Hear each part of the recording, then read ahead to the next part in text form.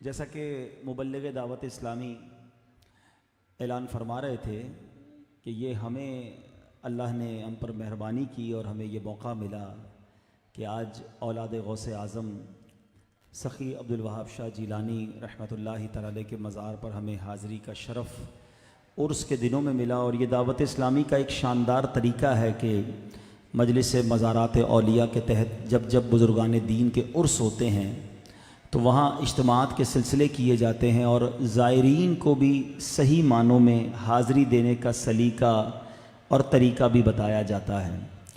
मैं कहते हैं ना कि नसीब में मेरे हाज़री लिखी थी।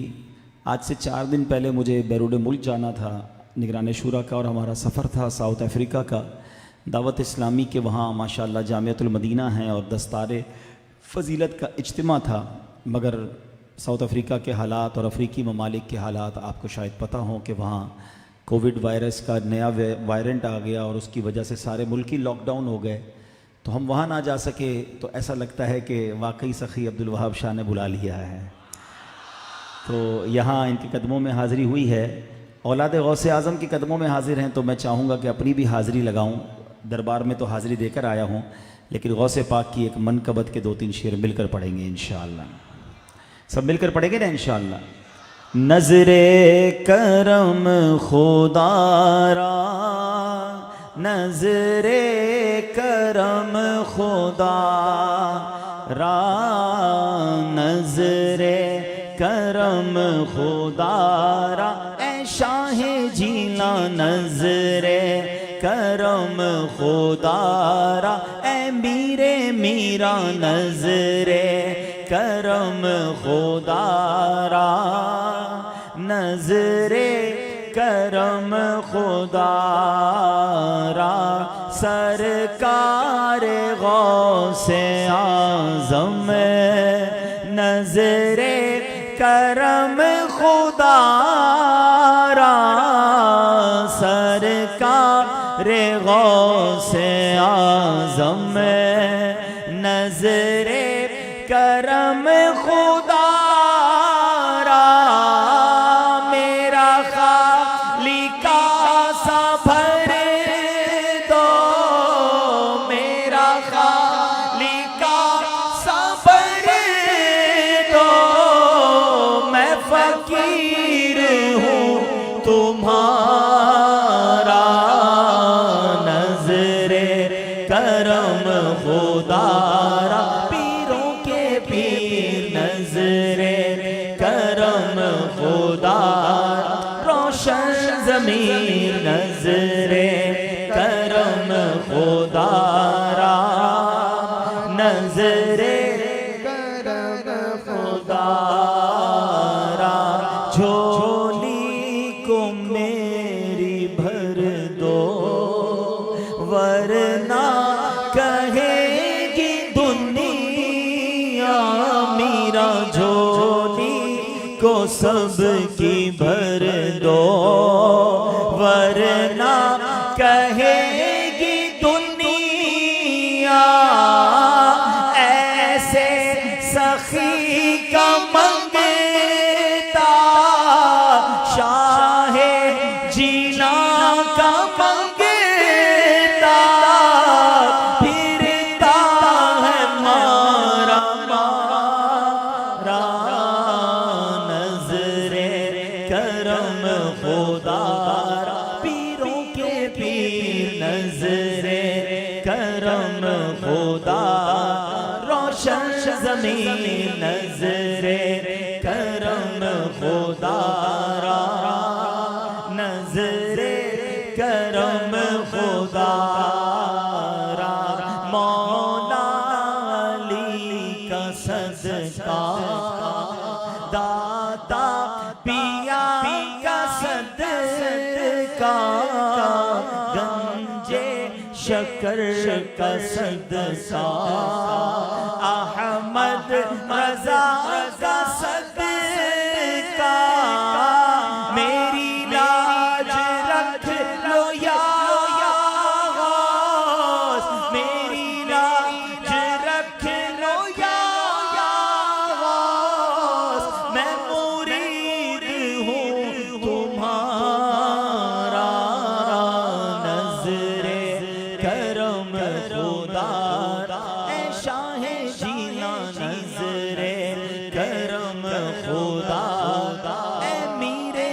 मीरा नजरे करम खुदा, नजरे करम खुदा रा। अल्लाहु अकबर, या रसूल अल्लाह।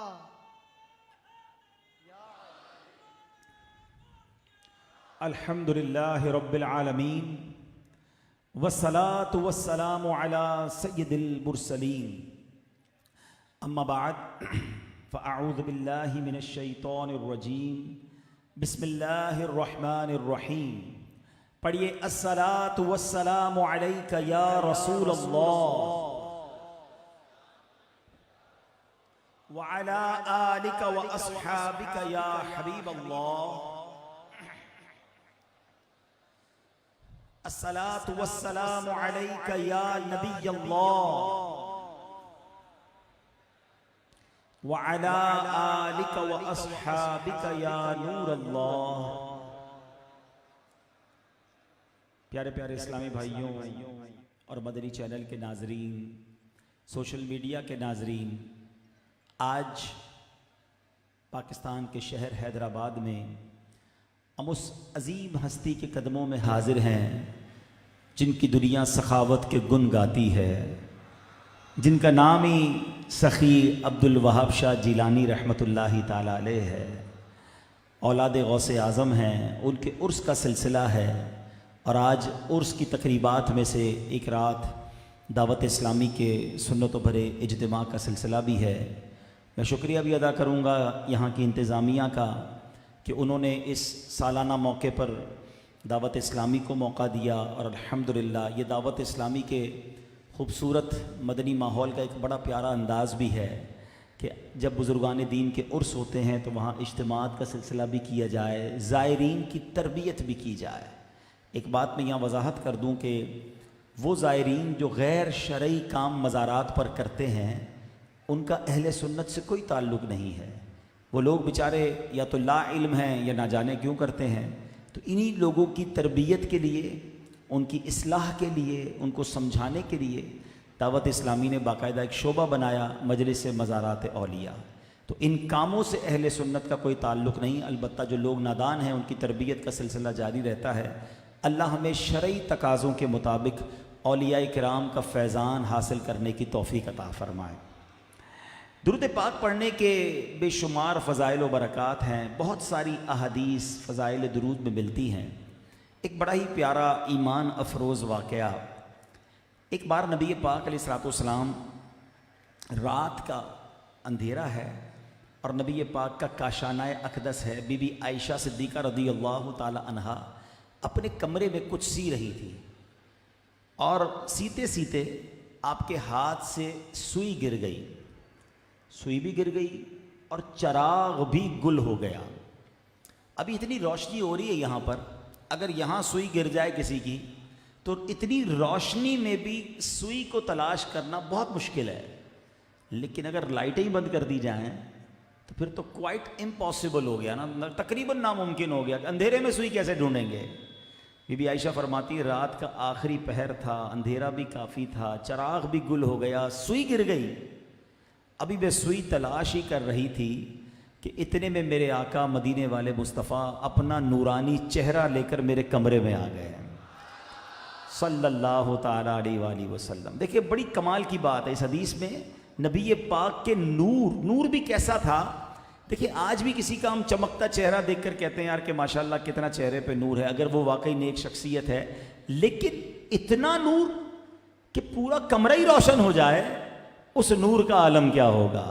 बीबी आयशा फरमाती मेरे आका मेरे सरताज सल्लल्लाहु ताला अलैहि वसल्लम मेरे कमरे में आए, आपके चेहरे से इतना नूर निकला कि उस रोशनी में मैंने अपनी सुई तलाश कर ली। अल्लाह अकबर।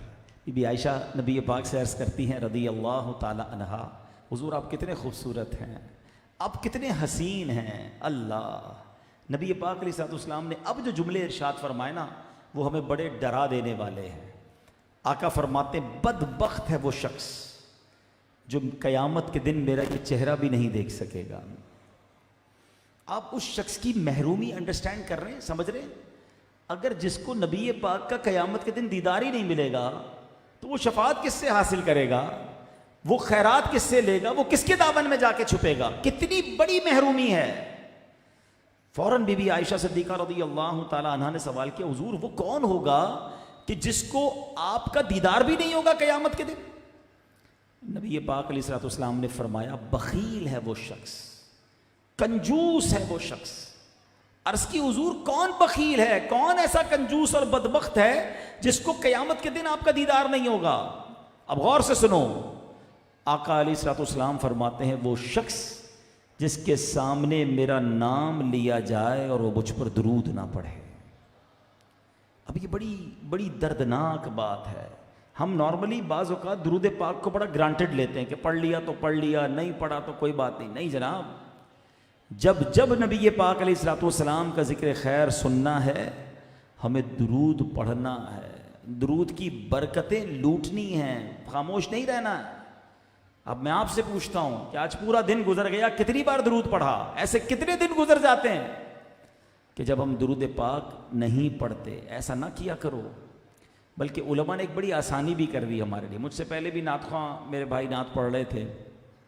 हम कभी नात शरीफ सुनते हैं, कभी खुद गुफ्तगू कर रहे होते हैं और प्यारे आका सल्लल्लाहु ताला अलैहि वसल्लम का नामे नामी सुनते हैं या ज़बान पर आता है। तो अगर पूरे दिन में एक मखसूस तादाद में दुरूद पढ़ लिया जाए, मिसाल के तौर पे कोई 100 बार दुरूद पढ़ ले, 200 बार पढ़ ले, तो उलमा कहते हैं कि जो रह गया था ना पूरे दिन में, अगर किसी वक्त नाम सुना या ना पढ़ सके, तो ये जो बाद में पढ़ा है ये उसका कायम मकाम हो जाएगा। तो आज मैं भी नीयत कर लूँ और आप भी नीयत कर लें कि इंशाअल्लाह रोज़ाना कसरत के साथ दुरूद पाक पढ़ेंगे। दुरूद पाक पढ़ने की फजीलत तो हमने सुन ली। आज चूँकि अल्लाह के वली के दरबार में आए हैं, आइए पहले तो कुरान और हदीस की रोशनी में ये जानते हैं औलिया होते कौन हैं, इनका मकाम क्या है, औलिया अल्लाह के पास क्यों जाते हैं दुनिया वाले। शायर लिखते हैं ना, खुदा का ख़ास एक इनाम है ये औलिया अल्लाह, खुदा का ख़ास एक इनाम है ये औलिया अल्लाह, ज़माना जिस्म है और जान है ये औलिया अल्लाह। क्या बात है। कुरान क्या फरमाता है इनके बारे में? कुरान मजीद फुरकान हमीद में अल्लाह ताला इरशाद फरमाता है, पारा नंबर 11 सूरह यूनुस आयत नंबर 62 एंड 63। गौर से सुनिए, अल्लाह फरमाता है, बिस्मिल्लाहिर रहमानिर रहीम, अला इन्ना औलिया अल्लाहि ला खौफुन अलैहिम वला हुम यहज़नून अल्लज़ीना आमनू व कानू यत्तक़ून। तर्जुमा कंजुल ईमान, सुन लो, बेशक अल्लाह के वलियों पर न कुछ खौफ है न कुछ गम, वो जो ईमान लाए और परहेजगारी करते हैं। मुफस्सिर शहीर हकीमुल उम्मत हज़रत मुफ्ती नईमुद्दीन मुरादाबादी इस आयत के तहत फरमाते हैं, वली अल्लाह वो है जो फ़राइज़ से कुर्ब इलाही हासिल करे और इताअत इलाही में मशगूल रहे और उसका दिल नूरे जलाले इलाही की मारिफत में मुस्तग़रक़ हो। जब देखे तो दलाइले कुदरत इलाही को देखे, जब सुने अल्लाह की आयतें ही सुने, जब बोले तो रब की पाकी ही बयान करे, जब हरकत करे तो इताअत इलाही में हरकत करे। सुभान अल्लाह। अब ज़रा गौर कीजिएगा, अब यहाँ कुरान एक और जगह फरमाता है, इन औलियाहु इल्लल मुत्तक़ून। तर्जमा, औलिया तो परहेजगार ही हैं।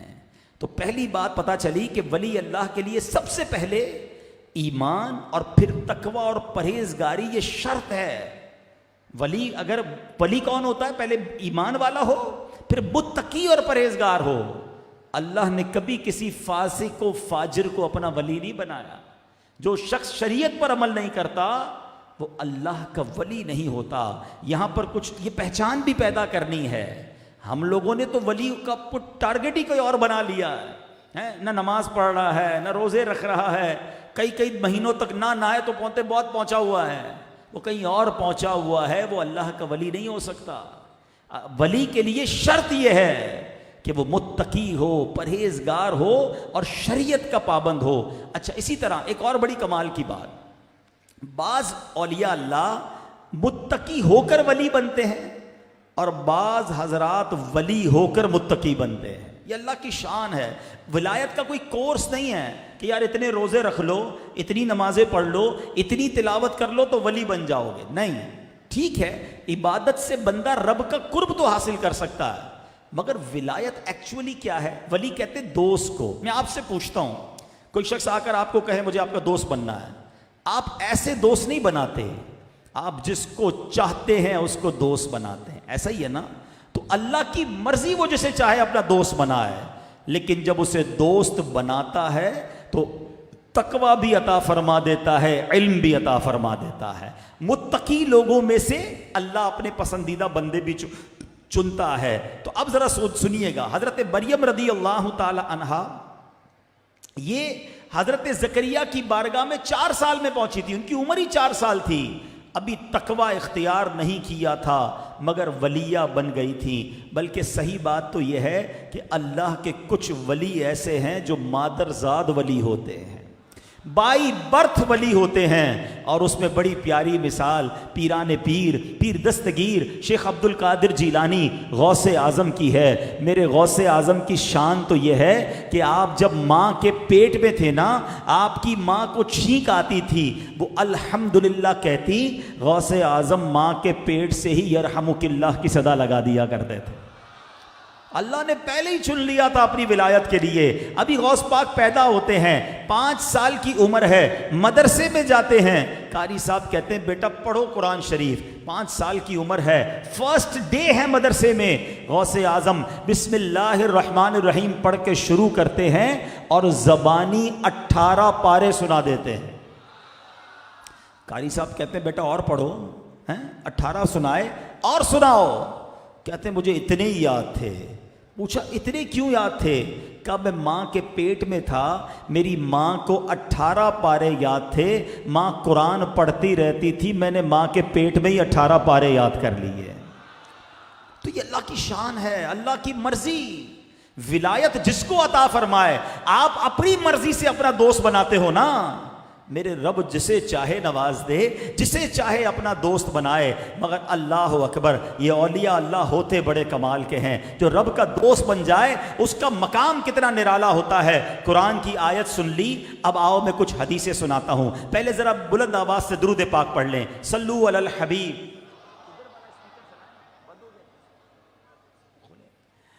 हजरत सैयदुना अबू हुरैरा रदियल्लाहु तआला अन्हु से मरवी है कि नबी पाक सल्लल्लाहु अलैहि वसल्लम ने इरशाद फरमाया, अल्लाह अज़्ज़ा वजल फरमाता है, मेरा बंदा फ़राइज़ की अदायगी के ज़रिए जितना मेरा कुर्ब हासिल करता है, उसकी मिसल दूसरे किसी अमल से हासिल नहीं करता।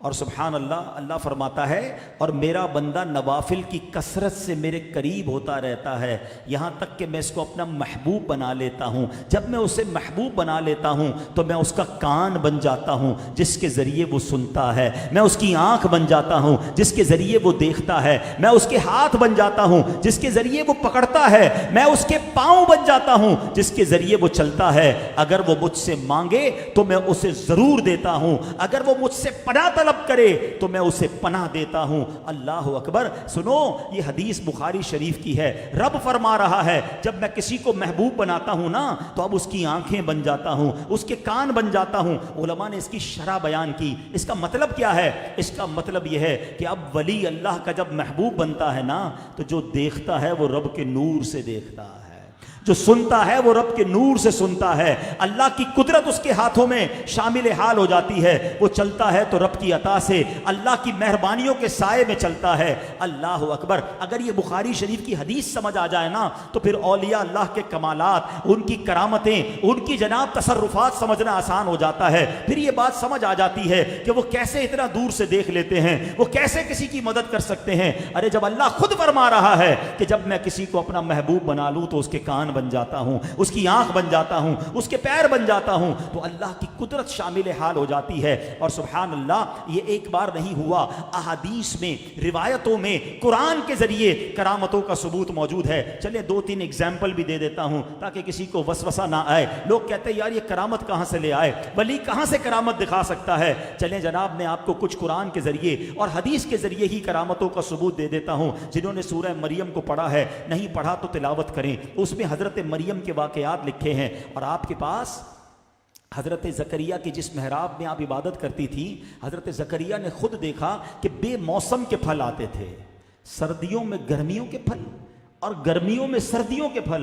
हजरत ज़करिया ने पूछा, ए मरियम ये कहाँ से आते हैं? कहा ये अल्लाह का दिया हुआ रिस्क है, अल्लाह अता फरमाता है। ये वाक़या कुरान में मौजूद है, जिसने तफसीर कुरान पढ़ी है उसने ये वाक़या पढ़ा होगा। मैं आपसे सवाल करता हूँ कि हजरत मरियम अल्लाह की नबी हैं? औरत नबी नहीं बन सकती। आप नबी तो नहीं हैं, आप वलिया हैं, आप वलिया हैं। और कुरान कहता है बेमौसम के फल हजरत मरियम की महराब में आते थे। सुभान अल्लाह। हजरत ज़करिया ने यह कलामत देखी। हजरत ज़करिया हालांकि अल्लाह के नबी हैं, आपने सोचा इस महराब में इबादत करने वाले को जब बेमौसम का फल मिल सकता है, मुझे भी तो बेटा चाहिए। उम्र ज्यादा हो चुकी थी। आप कहते हैं मौसम मेरा भी नहीं बचा औलाद का, मगर ये महराब में जाकर मैं दुआ करता हूं। आपने हजरत मरियम की इबादत वाली जगह पर जाकर दुआ की। कुरान कहता है अल्लाह ने उन्हें बेटा अता फरमा दिया। क्या हजरत ज़करिया डायरेक्ट अल्लाह से नहीं मांग सकते थे कि अल्लाह मुझे बेटा दे दे? लेकिन आपने सोचा ये महराब बड़ी मुकद्दस है, यहां अल्लाह की वलिया इबादत करती है, इबादत की जगह पर जाऊंगा, यहां अल्लाह ही की रहमत बरस रही है, अल्लाह से मांगूंगा, अल्लाह अता फरमा देगा। ऐ सखी के दरबार में आने वालों तुम्हें मुबारक हो, इनके कदमों में इसलिए ही तो आए हो, ये अल्लाह के नेक बंदे हैं, अल्लाह के मकबूल हैं। इधर रहमत बरस रही है, मैं इधर आकर रब से मांगूंगा, रब मेरी झोली भर देगा। तो ये तो नबियों का तरीका है, ये कुरान का तरीका है। चलो एक और करामत कुरान से सुन लो। जिन्होंने हजरत सुलेमान अलैहिस्सलातु वस्सलाम का वाकया सुना होगा, हजरत सुलेमान के पास मलका बिल्कीस निकली, आपके पास हाजिरी के लिए निकली। हजरत सुलेमान अपने साथियों से कहते हैं कि मैं चाहता हूं कि जब वो मेरे पास आए, उसके आने से पहले मलका का तख्त मेरे पास आ जाए। ये तख्त, ये टेबल नहीं थी, हैं? ये टेबल भी अगर कोई किसी को कहे कि दूसरे मुल्क से ले आओ, मिसाल के तौर पे टेबल कराची में पड़ी हो और कोई कहे कि अब्दुल हबीब भाई आ रहे हैं, इनके आने से पहले ये टेबल कराची से ले आओ, आप कहेंगे कम से कम 4 घंटे तो लगेंगे, 2 घंटे जाने 2 घंटे आने। चलो वहीं से किसी गाड़ी में डाल के बुला ले, फिर भी 2 घंटे से पहले तो नहीं आ सकती। और वो तख्त कई गज, बताया जाता है 60 गज लंबा, कई गज चौड़ा था। तो आपके पास एक जिन बैठा था आपका, क्योंकि आपकी हुकूमत जिन्नात पर भी थी, हवा पर भी थी। वो जिन कहता है हुजूर आपकी महफिल ख़त्म होने से पहले मैं उस तख्त को ले आता हूँ। आपने फरमाया मुझे इससे भी पहले चाहिए, हैं, मुझे इससे भी पहले चाहिए। कुरान कहता है आपके एक साथी थे जिनका नाम था आसिफ बिन बरखिया, मुफस्सरीन ने उनका नाम बताया। आसिफ बिन बरखिया कहते हैं हुजूर आपकी पलक झपकने से पहले वो तख्त ले आऊँगा। और ऐसा ही हुआ। कुरान कहता है कि अभी महफिल में इधर ही बैठे थे कि वो तख्त हाजिर हो गया। मैं आपसे पूछता हूं कि जब हजरत आसिफ बिन बरखिया जो नबी नहीं हैं, हजरत सुलेमान की उम्मती हैं, पलक झपकने से पहले तख्त बिल्कीस ला सकते हैं, तो सुलेमान का उम्मती ऐसा पावरफुल हो तो जनाब रसूलुल्लाह के उम्मती को करामत मिले तो किसे क्यों प्रॉब्लम होती है? फिर क्यों ना हम कहें कि खिला मेरे दिल की कली गौसे आजम, खिला मेरे दिल की कली गौसे आजम, मिटा कल्ब की बेकली गौसे आजम, मेरे चांद में सदके आ जा इधर भी, चमक उठे दिल की गली गौसे आजम। कसम है कि मुश्किल को मुश्किल न पाया, कहा हमने जिस वक्त या गौसे आजम, और हमारा भी बेड़ा लगा दो किनारे।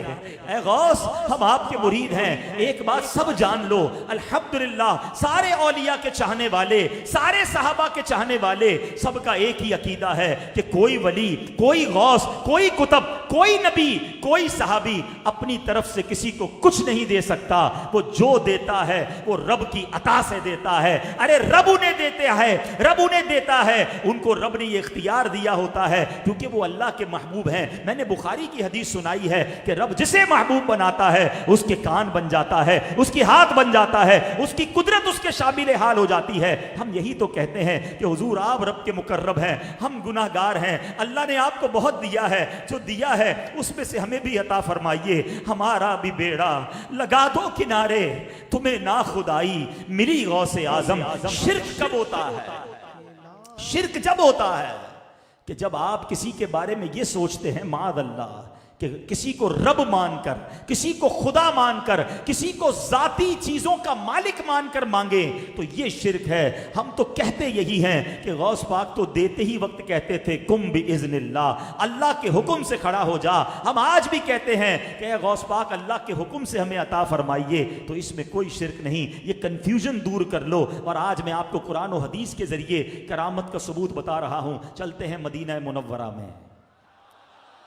हाँ इंशाअल्लाह सखी के दरबार में कहेंगे तो पहुंच भी जाएंगे इंशाअल्लाह, मगर मैं मदीने का एक वाकया सुनाता हूं। सुभान अल्लाह, हजरत उमर फारूक का दौर है और मदीना तैयबा में आग लग गई है। हजरत उमर फारूक के पास लोग आए, कहते हैं हुजूर आग लग गई है।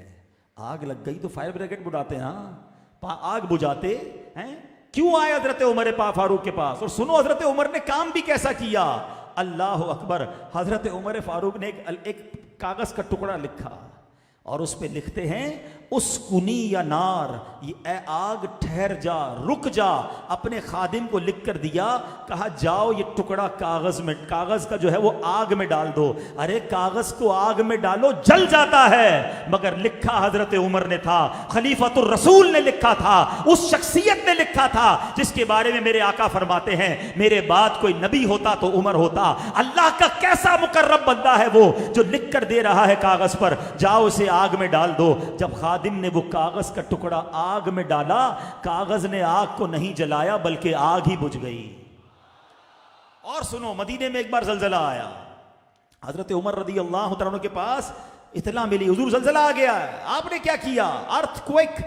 आज दुनिया इतनी तरक्की कर गई है, ना कोई साइंसदान इसकी प्रेडिक्शन कर सकता है, ना पहले बता सकता है कि जलजला कब आएगा। और जलजला आ जाए दुनिया की कोई ताकत उसे रोक नहीं सकती। सुनो मेरे आका अलैहिस्सलातु वस्सलाम के उम्मती, आपके गुलाम, आपके सहाबी, आपके खलीफा का कमाल देखो। आपने अपना कोड़ा निकाला और कोड़ा दुर्रा जो है वो जमीन पर मारते हैं और क्या कहते हैं, ऐ जमीन ठहर जा। अल्लाह अकबर। हजरत उमर का कोड़ा लगना है, जमीन वहां ठहर जाती है, जलजला वहां रुक जाता है। और ये उसी के तो गुलाम है ना, जब मेरे आका ओहद पर गए थे। सुभान अल्लाह। नबी पाक की तो शान देखो, जब अपने सहाबा के साथ जबल ओहद पर गए। हदीस की तमाम बड़ी किताबों में ये अहादीस में आपको मिल जाएगी कि जब मेरे आका ओहद पर गए, ओहद पर जलजला आया, ओहद गोया झूमने लगा। नबी पाक ने क्या किया, प्यारे आका ने अपने पैर की ठोकर लगाई, फरमाते ए ओहद रुक जा, तुझ पर एक नबी, एक सिद्दीक और 2 शहीद मौजूद हैं। जरा ये जुमले याद करना। आका ने ठोकर लगाई, ओहद रुक जाता है। सुभान अल्लाह, ये कैसा मौजज़ा है। मगर यहाँ तो एक और बात भी सीखने को मिल रही है। एक नबी कौन है? खुद नबी पाक हैं। एक सिद्दीक कौन है? अबू बकर सिद्दीक रदी अल्लाह तआला मौजूद हैं। आका ने फरमाया 2 शहीद हैं। शहीद कहां से आ गए? हजरत उस्मान तो मौजूद थे, मौला अली तो मौजूद थे। अल्लाह अकबर। मेरे आका को मालूम था इन दोनों ने शहीद होना है। जो हो चुका है, जो होगा हुजूर जानते हैं। अल्लाह अकबर। गैब की खबर भी दे रहे हैं, फिर कितने सारे मामलात हदीस से हल हो जाते हैं। अच्छा यहाँ एक और बात, सैयदी आला हजरत लिखते हैं कि अल्लाह ने कैसा वकार दिया है, कैसा पावर दिया है अपने हबीब को। फरमाते एक ठोकर से ओहद का जलजला जाता रहा, एक ठोकर से ओहद का जलजला जाता रहा। रखती हैं कितना वकार, अल्लाह अकबर एड़ियां। जब आका की ठोकर से जलजला जाए और जब सिद्दीक उमर फारूक अपना कोड़ा मारे, अपना दुर्रा मारे, तो जलजला रुक जाए। एक और बड़ा अजीब माजरा हुआ। दरिया नील, मिस्र का दरिया है। हजरत उमर की हुकूमत में लोग आए, कहते हैं हुजूर एक बड़ी अजीब सी यहाँ रस्म है। और वो रस्म ये है, अच्छा ये रिवायत कहाँ मौजूद है? शरा मिशकात में, हदीस की किताब है और उसमें रिवायत मौजूद है मिरकातुल मफातीह के अंदर। और रिवायत क्या है कि लोग आए, कहते हुजूर यहाँ बड़ी अजीब सी रिवायत यह है कि हर साल दरियाए नील में एक औरत एक लड़की को सजाकर अच्छे कपड़े पहनाकर पानी में डाल दिया जाता है, और कहते हैं अगर ये पानी में नहीं डालेंगे ना तो दरियाए नील सूख जाएगा, इसमें पानी नहीं आएगा।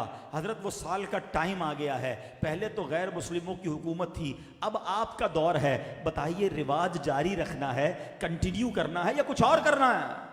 अल्लाह अकबर। हजरत उमर का कमाल देखें, आप कहते हैं कोई लड़की नहीं फेंकी, कोई लड़की पानी में नहीं फेंकी जाएगी।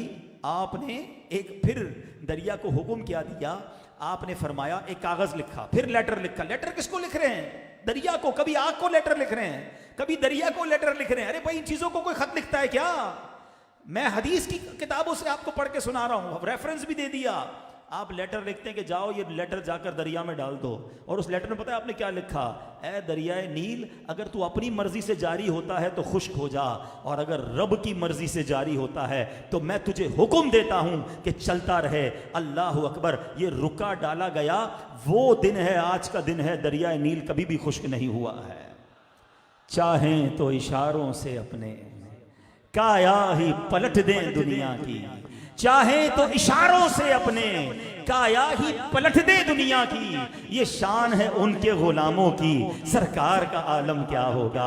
अरे क्यों ना औलिया से मोहब्बत करें, क्यों ना अल्लाह के नेक बंदों से प्यार करें, क्योंकि अल्लाह ने इन्हें अपना महबूब बना लिया है। और सुभान अल्लाह, आज मैं आपको औलिया अल्लाह के बारे में कुछ और ऐसी मालूमात दूंगा। बचपन से कई लोग हैं जो मज़ारात पर जा रहे हैं, मगर ये मालूमात शायद उनके लिए नई होंगी। दुनिया में एक सिस्टम होता है, वज़ीर आज़म, सदर, वज़ीर आला, गवर्नर, कौमी असम्बली के मेंबर, सूबाई असम्बली के मेंबर, काउंसलर्स, और जनाब सिस्टम चलाने के लिए बड़ी ड्यूटियां लगाई जाती हैं। जब जाकर मिनिस्ट्रीज होती हैं, मुख्तलिफ शोबे होते हैं कि नहीं जनाब ये सब लोग होंगे तो मुल्क चल सकेगा। इसी तरह बड़े बड़े सुपर पावर होते हैं जो दुनिया के कई मुल्कों को लुक आफ्टर करते हैं, उनका सिस्टम और होता है। आओ मैं आज आपको बताता हूँ, इस दुनिया में मेरे रब का एक कमाल का रूहानी सिस्टम भी चल रहा है। रब की तरफ से एक कमाल का रूहानी स्ट्रक्चर चल रहा है। औलिया इकराम की ड्यूटीज बांधी हुई हैं। ये ऐसे ही नहीं दुनिया का निजाम चल रहा। अल्लाह ने अपने महबूबीन को क्या कुछ अता फरमाया है, सुनते जाओ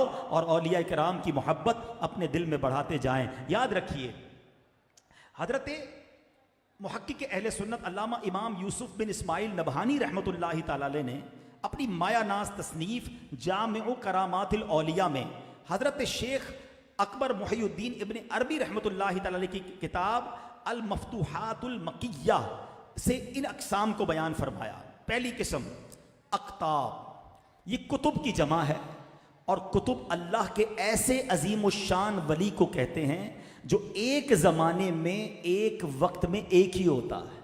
पूरी दुनिया में एक ही कुतुब होता है, इसे गौस भी कहते हैं। कुतुब अल्लाह का निहायत ही मुकर्रब और अपने ज़माने के तमाम औलिया का आका होता है। चारों खुलफाए राशिदीन, सैयदुना इमाम हसन, सैयदुना अमीर मुआविया, सैयदुना उमर बिन अब्दुल अजीज़, और बाज़ को बातिनी खिलाफत मिलती है जैसे सैयदुना अबू यजीद बस्तामी रहमतुल्लाहि ताला अलैह वगैरह। और याद रहे, जो कुतुब होते हैं उनका सिफाती नाम अब्दुल्ला होता है। सेकंड, अब दूसरी किस्म क्या है? आइम्मा। ये हर दौर में दो होते हैं, एक का सिफाती नाम अब्दुल रब होता है और दूसरे का सिफाती नाम अब्दुल मलिक होता है। ये दोनों कुतुब के वजीर होते हैं। ये हरारकी समझिएगा, ये स्ट्रक्चर समझिएगा। सबसे ऊपर कुतुब है, दो आइम्मा हैं जो उसके वजीर हैं। अगर कुतुब का इंतकाल हो जाए तो इन दोनों में से किसी एक को कुतुब बना दिया जाता है। अब तीसरे नंबर पर आते हैं औताद। हर दौर में सिर्फ ये चार होते हैं। अब आइम्मा के नीचे कौन आ गए? औताद आ गए। ये चार होते हैं और सुभान अल्लाह, अल्लाह करीम इन चारों के जरिए चारों डायमेंशंस की हिफाजत फरमाता है। मशरिक, मगरिब, शुमाल और जुनूब, ये चारों इनकी ड्यूटियां होती हैं। फिर अब्दाल आते हैं, ये हर दौर में 7 होते हैं। अल्लाह इनके जरिए 7 ज़मीनों की हिफाजत फरमाता है। सबके पास गोया एक एक ज़मीन की ड्यूटी होती है। और सुभान अल्लाह, 5वें नंबर पर नुकबा आते हैं। ये 12 होते हैं। इनमें से हर नकीब आसमान आसमान के 12 बुर्ज होते हैं, ये 12 बुर्जों की खासियतों का आलिम होता है। नंबर 6 अगली किस्म है नुजबा, ये हर दौर में 8 से कम या ज़्यादा नहीं होते, 8 होते हैं और इन हजरात के अहवाल से ही कबूलियत जाहिर होती है। नंबर 7 रजबी, ये हर दौर में 40 होते हैं, ये ऐसे बंदे हैं जिनका हाल अल्लाह की अजमत के साथ कायम है। 8वें नंबर पर आए, ये अलग कैटेगरी है, ये कल्बे आदम अलैहिस्सलाम के मुताबिक हर जमाने में 300 लोग होते हैं और हदीस में इनका जिक्र है, आका फरमाते हैं कि ये कल्बे आदम पर हैं। नंबर 9 अब है कल्बे नूह अलैहिस्सलाम पर, ये हर दौर में 40 होते हैं। मेरे आका अलैहिस्सलाम इनके बारे में फरमाते हैं कि मेरी उम्मत में हमेशा 40 आदमी कल्बे नूह अलैहिस्सलाम पर होंगे। 10 नंबर कैटेगरी है कल्बे इब्राहीम अलैहिस्सलाम पर, हर ज़माने में ये 7 अफराद होंगे, नबी पाक की हदीस में इनका भी जिक्र है। नंबर 11 कल्बे जिब्राईल के मुताबिक इनकी तादाद हर दौर में 5 होती है, इनका जिक्र भी हदीस पाक में मौजूद है। अब आइए कल्बे मीकाईल अलैहिस्सलाम पर, ये हर ज़माने में 3 ही होते हैं, इनमें भी कमी बेशी नहीं होती। नंबर 14 कल्बे इसराफील के मुताबिक ये हस्ती हर दौर में 1 ही होती है। नंबर 15 रिजालुल गैब, ये 10 औलिया किराम होते हैं, इनमें कमी बेशी नहीं होती है। नंबर 16 मजहरे कुव्वते खुदाबंदी, ये हर दौर में 8 होते हैं और सिर्फ यही किस्में नहीं हैं, इनके अलावा औलिया की बेशुमार किस्में हैं। मसलन इलाहीयून, रहमानीयून, रिजालुल गनी, बुदला, रिजालुल इश्तियाक, सूफिया, उबाद, जुहाद, हामिदीन, सादिकीन, कानितीन, जाकिरीन, साबिरीन, वासिलीन और बहुत सारी किस्में। अल्लाह करीम औलिया किराम का हमें फैज़ान नसीब फरमाए। अब सवाल ये है, इतनी किस्में तो ये औलिया हैं कहाँ हैं, हमें तो नज़र नहीं आते। हमारी भी मुलाकात करवाइए कि कुतुब साहब कौन हैं, आइम्मा कौन हैं, इनमें अब्दाल कौन हैं, कौन कौन किस मर्तबे पर है। अब बड़ी बारीक बात करने जा रहा हूँ। ये अल्लाह के बंदे हमारे दरमियान ही हैं, किसी वली की विलायत के लिए करामत ज़रूरी नहीं है। हम समझते जो करामत दिखाए वही वली होता है, नहीं, करामत वाले भी बुजुर्ग हैं, मगर हर वली की करामत हो ये भी ज़रूरी नहीं। नंबर 2 हर वली को ये पता हो मैं वली हूँ ये भी ज़रूरी नहीं है, ये भी अल्लाह की शान है। तो अब इसका पता है, उलमा ने एक बड़ी प्यारी बात कही कि हमारे दरमियान ही औलिया किराम होते हैं। हर 40 मुसलमानों में, कहते हैं अगर मुसलमान 40 कहीं जमा हो जाए ना मोमिनीन, तो उनमें एक अल्लाह का वली होता है। क्या पता यहाँ बहुत सारे औलिया किराम हों। लेकिन अब इससे हमें सीखने को क्या मिला कि हमें अल्लाह के बंदों से अदब से बात करनी है, किसी की बेइज्जती नहीं करनी है, किसी से लड़ाई नहीं करनी है, किसी का दिल नहीं दुखाना है। क्या पता ये अल्लाह का वली हो, ये पता नहीं कौन से मर्तबे पर हो और मैं इसी से लड़ाई कर रहा हूं, मैं इसी को बुरा भला कह रहा हूं। ये हमें समझना है। लोग गरीब आदमी का मजाक उड़ाते हैं, अपने मुलाजिम को जो मुंह में आता है कह देते हैं, जिसको जो जी चाहता है दबा रहा होता है। नहीं, क्या पता इसका मर्तबा क्या हो। एक बात याद रखना, अब तक जितना मेरा छोटा सा मुताला है, मैंने 2 चीज़ों के बारे में अब तक पढ़ा है, किसी और ने पढ़ा तो मुझे ज़रूर बताइएगा कि 2 बातों के बारे में मैंने पढ़ा है कि जिसमें यह कहा गया कि यह काम करने वाला ऐसा है गोया अल्लाह से जंग कर रहा है या अल्लाह उससे जंग कर रहा है। एक सूद खाने कमाने वाला, सूद का काम करने वाला, और दूसरा अल्लाह के वली से दुश्मनी करने वाला। जो अल्लाह के वली से दुश्मनी करे अल्लाह उससे ऐलान जंग फरमाता है। बर्बाद हो जाएंगे ना, अगर अल्लाह से जंग हो गई तो बर्बादी है ना। तो इसका तरीका क्या हो गया कि हमें हर बंदे के प्यार से बात करनी है, किसी को तकलीफ ना दिया करो। बंदा कहता है मेरा कोई कुछ बिगाड़ ही नहीं सकता, अरे तुम्हारी भूल है। अगर किसी अल्लाह के वली ने हाथ उठा दिया ना तो बर्बादी तुम्हारा मुकद्दर हो जाएगी। डरो कि मेरी वजह से किसी का दिल ना दुखे। बल्कि अहादीस में तो कुछ औलिया की निशानियां भी बताई गई हैं। एक हदीस पाक है जिसका मजमून है कि कुछ लोग वो होते हैं जो परागंदा बाल होते हैं, यानी बाल बिखरे हुए होते हैं, कपड़े मैले होते हैं, उनको कोई अपने करीब नहीं बिठाता है, दावत में ना आए तो कोई उनकी मिसिंग यानी उनका ना आना महसूस भी नहीं करता है, किसी जगह रिश्ता भेजे तो कोई रिश्ता भी नहीं करता है उनसे। यानी दूसरे लफ्जों में हमारे माशरे के वो अफराद जिनको नॉर्मली कोई पूछता ही नहीं है। फरमाया अल्लाह की बारगाह में इनका वो मर्तबा होता है कि अगर किसी बात पे कसम उठा लेना अल्लाह उनकी कसम पूरी फरमा देता है। तो हमें नहीं पता कौन कहाँ किस दर्जे पर है। हाँ, ये ठेले वाला, शरबत बेचने वाला, ये हमारे साथ मजदूरी करने वाला, हमारी ड्राइवरी करने वाला है, हमारा गरीब रिश्तेदार, मस्जिद का खादिम, हाँ, शरीयत का पाबंद होना चाहिए, ये जरूरी है। शरीयत का पाबंद होगा तो अल्लाह का वली बनेगा, शरीयत के बगैर विलायत नहीं है। लेकिन हमें क्या पता इसके अंदर शरीयत की कितनी पाबंदी है कि नहीं। हमारा काम सबसे प्यार से मिलना है ताकि कहीं किसी का दिल ना दुख जाए। अल्लाह ने अपने औलिया को बंदों में छुपा के रखा है। और एक हदीस डरा देने के लिए काफी है। जो लोग लड़ते झगड़ते रहते हैं ना, लोगों से मार कुटाई और जनाब रोब दिखा रहे होते हैं, एक हदीस सुन लो। मेरे आका अलैहिस्सलाम फरमाते हैं, मन आज़ा मुस्लिमन फ़कत आज़ानी, जिसने किसी मुसलमान को तकलीफ दी वो ऐसा है जैसा उसने मुझे तकलीफ दी। अच्छा, इस हदीस में ये नहीं फरमाया जिसने किसी अपने रिश्तेदार को तकलीफ दी, पड़ोसी को तकलीफ दी, नहीं, किसी भी मुसलमान को, whosoever, whatever, कोई भी हो, मुसलमान है, आप तकलीफ नहीं दे सकते। और आगे बात सुनो क्या फरमाएगी, वमन आज़ानी फ़कत आज़ल्लाह, जिसने मुझे तकलीफ दी वो ऐसा है गोया उसने अल्लाह को तकलीफ दी। कैसे कैसे जिंदगी गुजरेगी अगर अल्लाह ही नाराज हो गया तो किसी को तकलीफ ना दें, लड़ाई ना करें, जबान से डांटना डपटना गाली गलोची खत्म कर दो।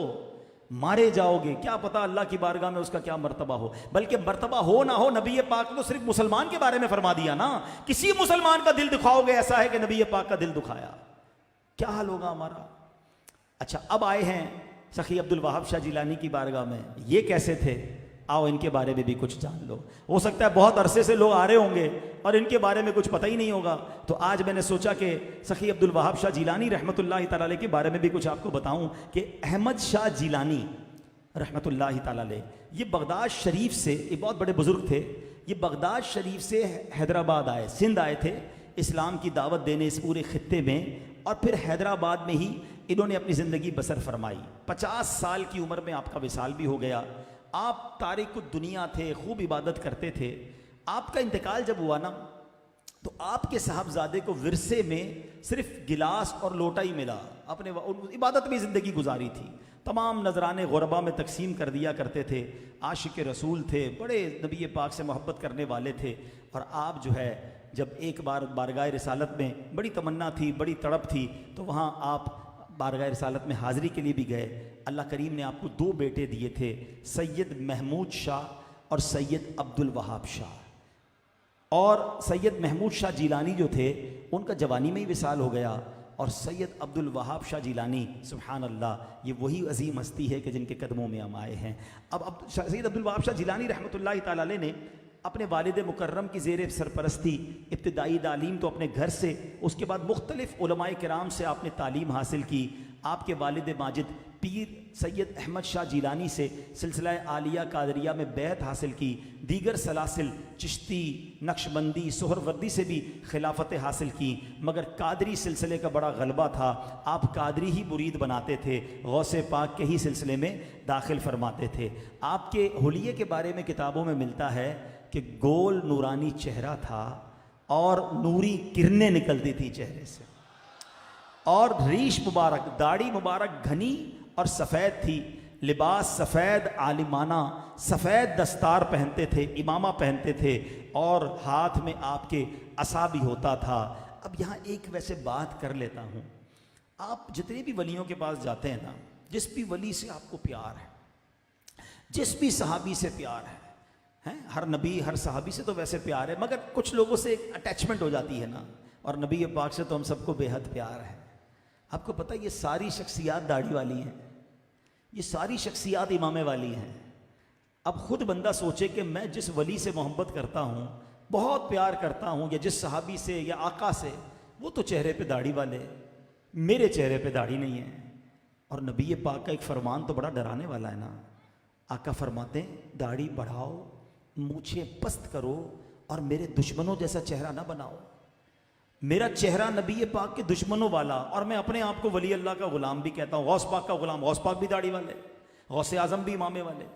तो थोड़ा सा गौर कर लें कि ये कैसी गुलामी है यार। मज़ा तो ये है ना कि मैं जिससे मोहब्बत करता हूँ, आज क्या करते हैं नौजवान, यार मैं हेयर स्टाइल वो अदाकार जैसे बनाऊंगा, क्यों, वो बड़ा पसंद है, कपड़े उसके जैसे पहनूंगा क्योंकि वो बड़ा मेरा फेवरेट है। मैं आपसे पूछता हूँ, जिसके साथ तुम फेवरेट जिसे बनाया है, क़यामत के दिन उसके साथ उठना पसंद करोगे?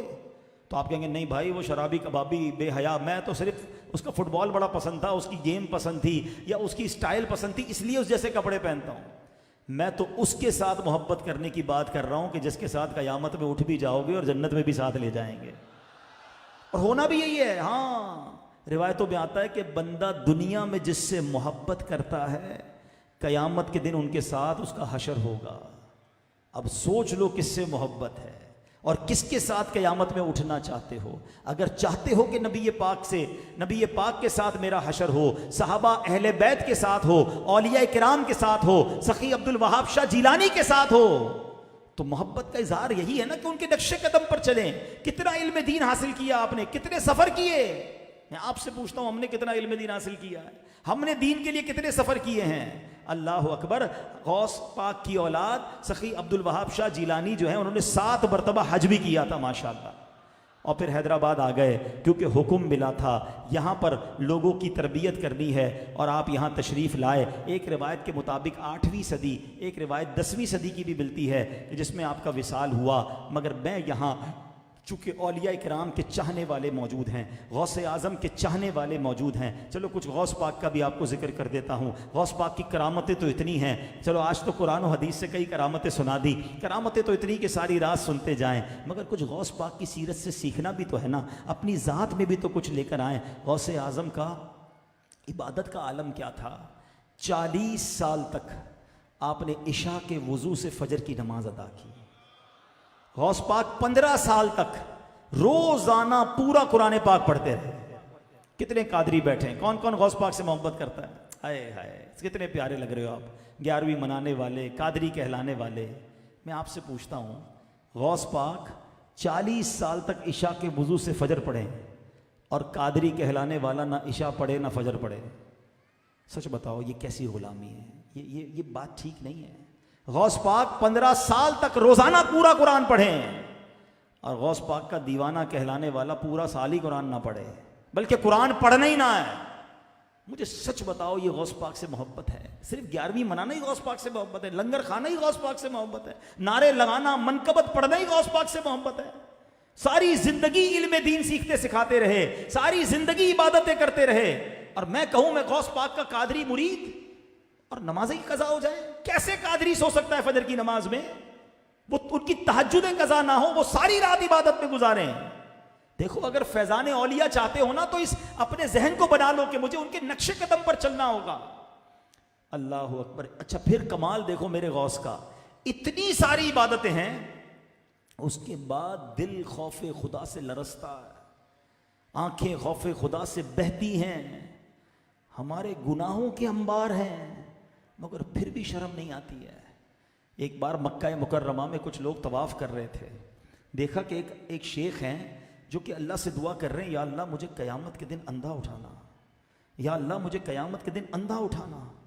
लोगों ने कहा, ऐ शेख, ये कैसी दुआ हो रही है? तो कहते हैं, मैं डरता हूँ कि मेरे गुनाह अगर ज़्यादा हैं और अल्लाह मुझसे नाराज़ हुआ तो मैं लोगों को, सारी उम्मत के सामने शर्मिंदा हो जाऊँगा, तो या अल्लाह फिर मुझे अंधा ही उठाना। कहा, ऐ शेख, ये निराली दुआ कर रहे हो, आपका नाम क्या है? पता है वो जो शेख ये दुआ कर रहे थे वो कौन थे? उन्होंने कहा, मेरा नाम अब्दुल कादिर जिलानी है। गौस पाक ये दुआ कर रहे हैं कि या अल्लाह क़यामत के दिन नाबीना उठाना। इतना खौफ। और हम हैं जिनको फिक्र ही नहीं है गुनाहों की, जिनको टेंशन भी नहीं है कि मरने के बाद होगा क्या, क़यामत के दिन क्या होगा। ईद के दिन गौसे आजम रदी अल्लाह तआला क्या फरमाते हैं? कहते, लोग कह रहे हैं आज ईद का दिन है, ईद का दिन है। अब्दुल कादिर के लिए ईद का दिन वो होगा जब अपना ईमान सलामत लेकर दुनिया से जाए। अल्लाह अकबर। गौसे आजम, हम जिनके सदके अल्लाह की बारगाह में दुआ कर रहे हैं। गौस पाक का मर्तबा समझते हो जो मैंने आपको सबसे टॉप कैटेगरी बताई ना, कुतुब, आप उस मर्तबे पर फाइज थे। बल्कि उलमा कहते हैं गौसे पाक का वो कमाल है कि अगर आज भी किसी को विलायत मिलती है तो गौसे पाक के दर से मिलती है। इतना बड़ा मर्तबा अल्लाह की बारगाह में। सर भला क्या कोई जाने के है कैसा तेरा, औलिया मलते हैं आंखें वो है तलवा तेरा। मगर आप कहते हैं कि गौसे आजम कहते हैं, मेरे लिए ईद का दिन वो होगा जब अपना ईमान सलामत लेकर कब्र में जाऊंगा। हैदराबाद में रहने वालों, इंटरनेट पर मुझे लाइव सुनने वालों, मेरा सवाल है आपसे, कभी हमें फिक्र हुई ईमान की? गाड़ी की फिक्र है, मोटरसाइकिल की फिक्र है, मोबाइल की फिक्र है, पैसों की फिक्र है, बड़ा इंतजाम करते हैं। कभी सोचा यार ईमान ना छिन जाए? अच्छा, हो सकता है कई लोगों के लिए तो नई बात होगी कि ईमान छिन भी सकता है। मुसलमान पैदा हो गए, बस ठीक है भाई, अब क्या हो गया? नहीं, ये वन वे ट्रैफिक नहीं है। आपको पता है सारी दुनिया में सबसे ज्यादा फैलने वाला मजहब कौन सा है? The most growing religion on earth, सारी कायनात में सबसे तेजी से फैलने वाला अगर कोई मजहब है तो अल्हम्दुलिल्लाह वो मजहब इस्लाम है।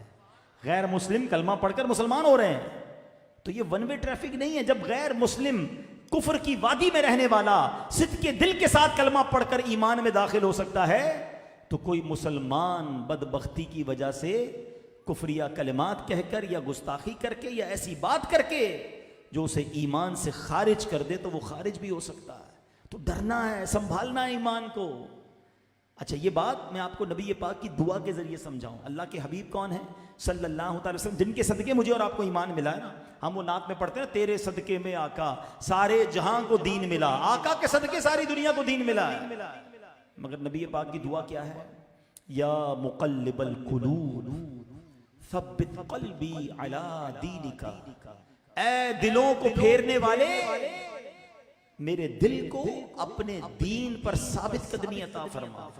इसका मतलब क्या हुआ कि अल्लाह के हबीब हमारी तरबियत फरमा रहे हैं सल्लल्लाहु ताला अलैहि वसल्लम के, देखो दुआ करना ईमान की हिफाजत की गौस पाक हमें सिखा रहे हैं।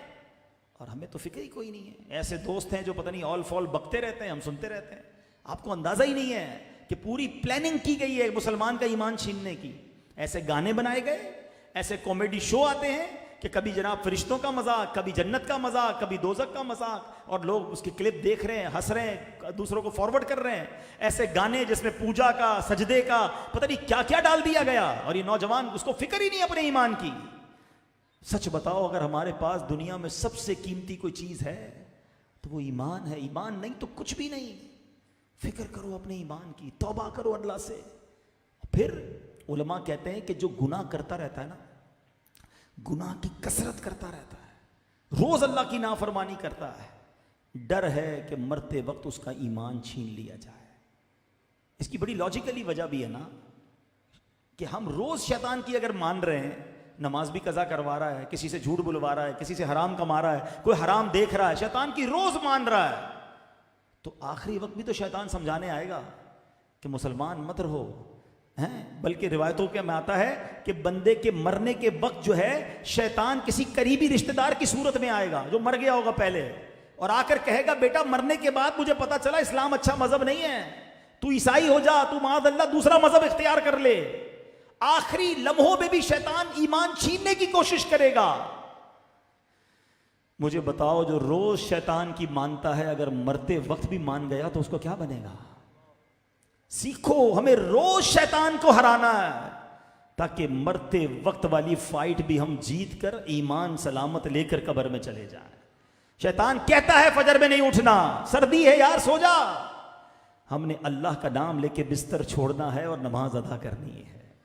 जो शैतान को रोज हराएगा ना, हराम कमा ले नहीं कमाना मैंने, हराम देख ले नहीं देखना, जो रोज शैतान से जीत रहा होगा इंशाअल्लाह मरते वक्त भी शैतान मरदूद का ठुकरा कर कलमा पढ़ के दरूद पढ़ के दुनिया से चला जाएगा। लेकिन जो रोज ही मान रहा है, जो कहता है वो कर रहा है, वो डरे कि अगर मरते वक्त भी उसकी बात मान ली तो कहीं वो मरदूद ईमान न ले ले। अल्लाह मेरे और आपके ईमान की हिफाजत फरमाए।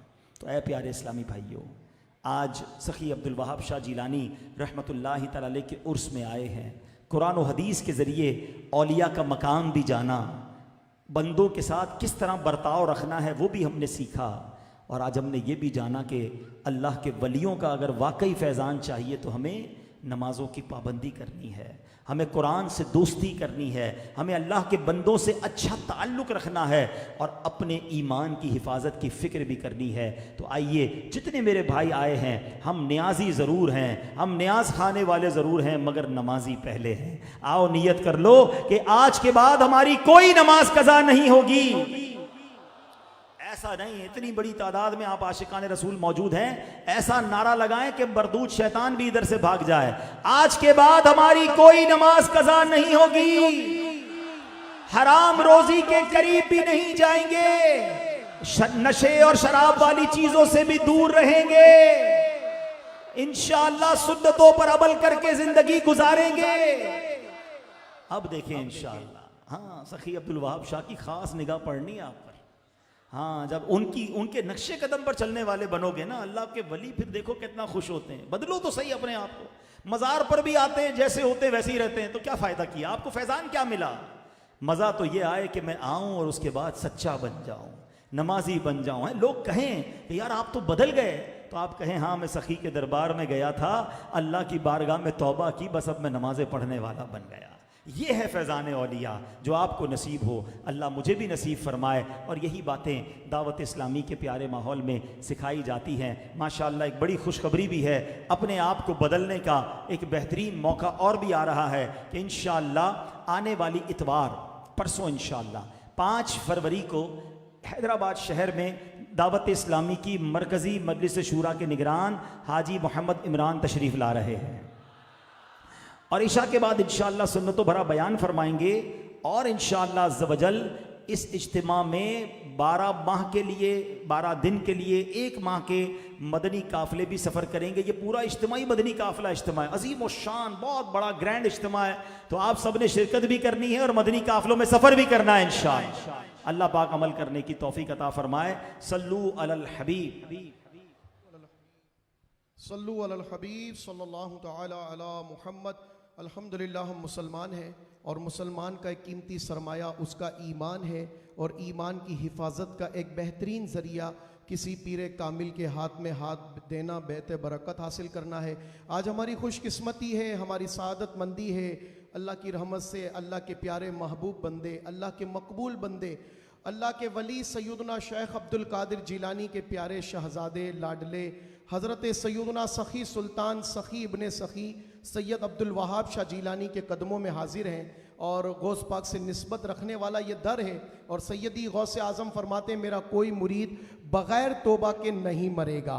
तो प्यारे इस्लाम भाइयों, मौका कितना प्यारा है कि एक तो गौस पाक की आल के दर पर भी हैं और फिर गौस पाक की गुलामी का पट्टा भी हासिल करेंगे। रुकने शूरा मौजूद हैं और रुकने शूरा हाजी अब्दुल हबीब अत्तारी साहब को अमीर अहले सुन्नत ने बैत का मजाज बनाया है। वो चाहे तो अपने ज़रिए अमीर अहले सुन्नत का और अपनी अमीर अहले सुन्नत के ज़रिए सैयदी गौस आज़म का मुरीद करवा सकते हैं। दरे सखी पर मौजूद हैं, गौस आज़म की आल के दर पर मौजूद हैं और फिर कादरी बनकर जाएंगे, अत्तारी बनकर जाएंगे। तो आइए रुकने शुरा से अर्ज़ करता हूँ हमें गुनाहों से तौबा भी करवाएं और सिलसिला कादरिया, रज़विया, अत्तारिया में दाखिल फरमाएं। मेरे वो इस्लामी भाई जो मुरीद होना चाहें, जिस तरह मैं कहता जाऊँ रिपीट करते जाएं, दोहराते जाएं। बिस्मिल्लाहिर्रहमानिर्रहीम, अस्सलातु वस्सलामु अलैका या रसूल अल्लाह व अला आलिका व अस्हाबिका या हबीब अल्लाह, ला इलाहा इल्लल्लाह मुहम्मदुर रसूलुल्लाह सल्लल्लाहु तआला अलैहि वसल्लम। तौबा करता हूँ मैं अपने तमाम पिछले गुनाहों से और वादा करता हूँ मैं कि आइंदा शरीयत पर चलूँगा, बद मज़हबों और बुरे लोगों की सोहबत से बचता रहूँगा, नमाज रोज़े की पाबंदी करता रहूँगा, वालिदैन की नाफरमानी, झूठ, गीबत, चुगली, वादा खिलाफी, गाली गलोच, फिल्में, ड्रामे, गाने बाजे, बेपर्दगी वगैरह वगैरह गुनाहों से बचता रहूँगा। ऐ अल्लाह मेरी इस तौबा को कबूल फरमा और मुझे मेरे वादे पर साबित कदम रख। मुरीद होता हूँ मैं खानदाने आली शान क़ादरिया रज़विया अत्तारिया में मैंने अपना हाथ आपके ज़रिए से शेख तरीक़त अमीर अहले सुन्नत के हाथ में दिया और उनके ज़रिए सरकार बगदाद हुजूर गौसे पाक रदियल्लाहु ताला अन्हु के हाथ में दिया। ऐ अल्लाह मुझे जनाबे गौसे आज़म के मुरीदों में कबूल फरमा और कल क़यामत में गौसे पाक के ग़ुलामों में उठा। अस्सलातु वस्सलामु अलैका या नबी अल्लाह व अला आलिका व अस्हाबिका या नूर अल्लाह। अल्हम्दुलिल्लाहि रब्बिल आलमीन वस्सलातु वस्सलामु अला सय्यिदिल अंबिया वल मुरसलीन या अरहमर राहिमीन या अरहमर राहिमीन या अरहमर राहिमीन या रब्बना या रब्बना या रब्बना या रब्बना या रब्बना या अल्लाह या रहमान या रहीम। अल्लाहुम्मा रब्बना आतिना फिद दुनिया हसनतन व फिल आखिरति हसनतन व क़िना अज़ाबन नार व क़िना अज़ाबल क़ब्रि व क़िना अज़ाबल हश्रि व क़िना हिसाबल मीज़ान। अल्लाहुम्मा अइन्नी अला ज़िक्रिका व शुक्रिका व हुस्नि इबादतिक या मुक़ल्लिबल क़ुलूब सब्बित क़ुलूबना अला दीनिक या मुसर्रिफल क़ुलूब सर्रिफ क़ुलूबना अला तौअतिक। अल्लाहुम्मा इन्ना नस्अलुकल अम्न यौमल खौफ अल्लाहुम्मा इन्ना नस्अलुकल अम्न यौमल खौफ रब्बना ला तुआखिज़ना यौमल क़ियामह रब्बना हासिबनी हिसाबन यसीरा। ऐ डूबतों को बचाने वाले, ऐ बेकसों की दस्तगीरी करने वाले, ऐ गुनाहगारों की मग़फ़िरत फरमाने वाले मौला, तेरे गुनाहगार बंदे तेरे दरबार में हाथ उठाए सर झुकाए हाजिर हैं। बड़ी उम्मीद से आए हैं मौला, हम गुनाहगार हैं मगर तेरे वली के दरबार में आए हैं। आज भी हमने सुना कि जब तू अपना किसी को महबूब बना लेता है तो उन पर अपना खास फजल नाजिल फरमाता है। अल्लाह ये फजल याफ्ताओं के हम कदमों में आ गए हैं। ये न देख हम कितने बुरे हैं, ये देख कितनी पाक जगह पर आए हैं मौला, इनके सदके हमारे गुनाह मुआफ़ फरमा दे। सगीरा गुनाह भी माफ कर दे, कबीरा गुनाह भी माफ कर दे, छुप कर किए हुए गुनाह भी माफ कर दे, ऐलानिया गुनाह भी माफ कर दे। ए करीम बस आज माफ कर दे। हम मानते हैं हम बड़े गुनाहगार हैं, बस तू माफ भी कर दे और अपने पसंदीदा बंदों में हमें शामिल भी फरमा ले। अब जो जिंदगी बाकी है वो तेरी रिजा वाले कामों में गुजारने की तौफीक अता फरमा। तू चाहे तो हमें भी, हम गुनाहगारों को भी अपनी विलायत की खैरात अता फरमा दे। तू अपनी विलायत की खैरात दे दे, तू अपनी विलायत की खैरात दे दे, मेरे गौस का वास्ता या इलाही, मेरे गौस का वास्ता या इलाही। खौफ से तेरे डर से हमेशा तेरे खौफ से तेरे डर से हमेशा मैं थर थर रहूँगा पता या इलाही, मैं थर थर रहूँगा पता। आज हमारी झोलियों में अल्लाह की रजा की खैरात डाल दे, हमें सच्चा आशिक रसूल बना दे, 5 वक्त का नमाजी बना दे। अल्लाह जिनके माँ बाप हयात हैं उनको माँ बाप का फर्मा बरदार बना दे, जिनके माँ बाप चले गए मौला उनकी बेहिसाब मग़फ़िरत फरमा दे। ए अल्लाह हमारे दुख दूर कर दे। बड़ी उम्मीदें लिए तेरे बंदे आए हैं, कोई बीमार आया है, कोई बीमार घर छोड़ आया है, ऐ शिफा देने वाले आज हमारी झोलियों में शिफा की खैरात डाल दे। तू बगैर दवाई के शिफा देने पर कादिर है। ए अल्लाह हमें हर तरह के अमराज से हमारी जान छुड़ा दे। ए अल्लाह जिंदगी भर ए अल्लाह कभी भी अपने दर के सिवा किसी का मोहताज ना कीजिए। सारी जिंदगी जेलों, अदालतों और हॉस्पिटल के चक्करों से महफूज फरमा। जिंदगी की आखिरी नमाज भी खड़े होकर हम मस्जिद में अदा करें। ए अल्लाह जो कर्जे में डूबे हैं उनके कर्जे उतर जाएं। बेरोजगारों को हलाल तैयब आसान रोजगार दे दे। ए अल्लाह रूठों को बना दे, बिछड़ों को मिला दे। ए करीम बे औलादों को नेक और सालेह औलाद दे दे। औलाद वालों की औलाद वालिदैन की आंखों का नूर बना दे। जो बच्चे और बच्चियां रिश्तों के इंतजार में हैं अच्छे और नेक रिश्ते दे दे। जिनके रिश्ते हो गए मौला उनको अपने घरों में खुशियां दे दे। बस मेरे मालिक आज हाथ उठा दिए हैं, तू जानता है हम किस कर्ब में हैं, हम किस तकलीफ में हैं, क्या लेने आए हैं ये भी तुझे पता है मालिक, किस चीज का इंतजार है तू ये भी जानता है। ए अल्लाह बस आज अपनी कुदरत का नजारा दिखा दे। आज करम कर दे। इन्नल्लाह अला कुल्ली शैइन कदीर।